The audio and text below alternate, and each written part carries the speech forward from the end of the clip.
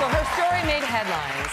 After being diagnosed with terminal brain cancer in 2014, Brittany Maynard decided to die on her own terms, ending medications prescribed by her doctor.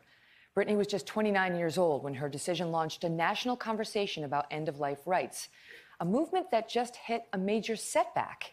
Here's a reminder of Brittany's story. A year after getting married, Brittany Maynard began suffering from severe headaches. And at just 29 years old, a doctor gave her devastating news. She had stage 4 terminal brain cancer. The prognosis kept getting worse. I went from having a few years to 6 months. This cancer was going to kill me, and the way it was going to kill me was terrible. She decided she wanted to live the rest of her life on her own terms. So Brittany and her husband Dan moved from California to Oregon, which at the time was one of just 4 states where terminally ill patients could legally get drugs to end their own lives. She chronicled her journey in videos watched by millions. I can't even tell you the amount of relief that it provides me to know that I don't have to die the way that it's been described to me that my brain tumor would take me on its own.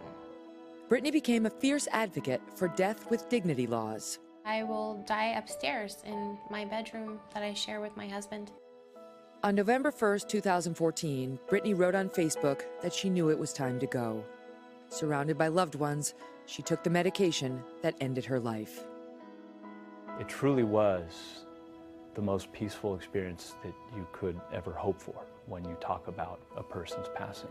Since her death, Dan has tried to fulfill his wife's legacy, fighting to pass right-to-die laws in 3 more states and in Washington, D.C.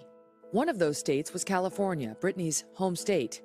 And just a few weeks ago, 2 years after the law took effect there, a judge ruled it unconstitutional. Joining me now, Brittany Maynard's husband, Dan Diaz. Dan, so good to have you here. Thank you. So it's a setback, there's no question. And this judge hung it on a technicality that the law was passed while they were in special session. Right. But what do you think is really going on here? The plaintiffs, in this case, the opponents, they'll do whatever they possibly can to overturn this law. And it's frustrating because 76% of Californians agree with Brittany that a terminally ill individual should have this option at end of life. So the case brought forth by the plaintiffs who are opposed to this legislation, and now this judge's ruling really sets us back 2 years. People who are now in Brittany's predicament, terminally ill with 6 months or less to live, they're now wondering, do they have to do what Brittany did and leave home just so that they could have this option? How you doing? I still have, good days and bad days. It's funny seeing that introduction of Brittany. It brings back a lot of emotion. But this is how I honor her and keep my promise to Brittany, fighting for terminally ill individuals so that nobody else would ever have to leave home after being told that you have 6 months to live. Right, and those last 6 months matter more than ever, and you have to leave. You have to go to unfamiliar territory. Right. The opponents, they have religious objections. Mm-hmm. They say, doctors wield enormous power and potentially, could abuse it, that there could lead to elder abuse, all the stuff. You are a Catholic. You get the religious piece of this. Totally, and all of those, what I call the false narratives. Their campaign, the opponents, is based on fear, not the reality of what a terminally ill individual is going through. And yes, I went to Catholic school. I was an altar boy.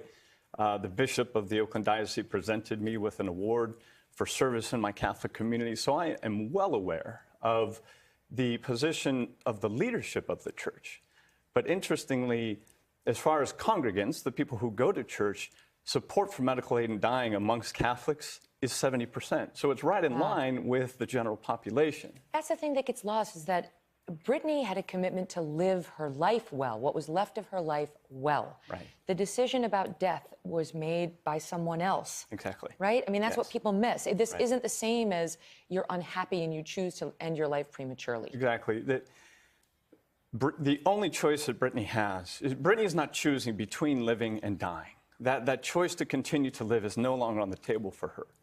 The only choice that Brittany, or the only option that she gets to choose between, is two different methods of dying. One would be gentle, the other would be struggling and in pain.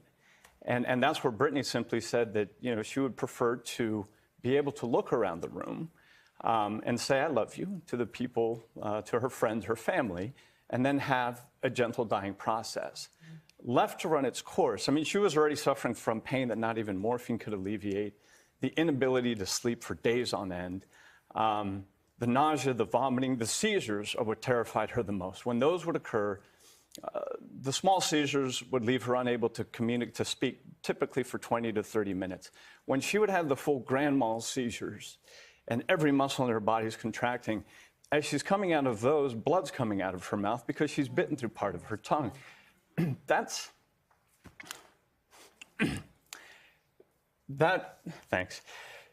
just the reality of what she's dealing with. And so for her, what comes next as that tumor continues to grow, the likelihood that she would go blind, that she would become paralyzed, that's where Brittany said, I will not die that way. I want to be myself. I want to have a little bit of control of how my final few days on this green earth play out. That's what this program is about. Some millions of Americans want desperately. I know you're working here in New York to help us have this right. And California, it's a setback, but it's by no means final. We're going to continue to follow it. Thank you for all the good work you've done, Dan. Thank you. You have the empathy of everyone watching. Thank you so much. All love and support to you. We'll be right back. Hello, Today fans. Thanks for checking out our YouTube channel. Subscribe by clicking that button down there and click on any of the videos over here to watch the latest interviews, show highlights, and digital exclusives.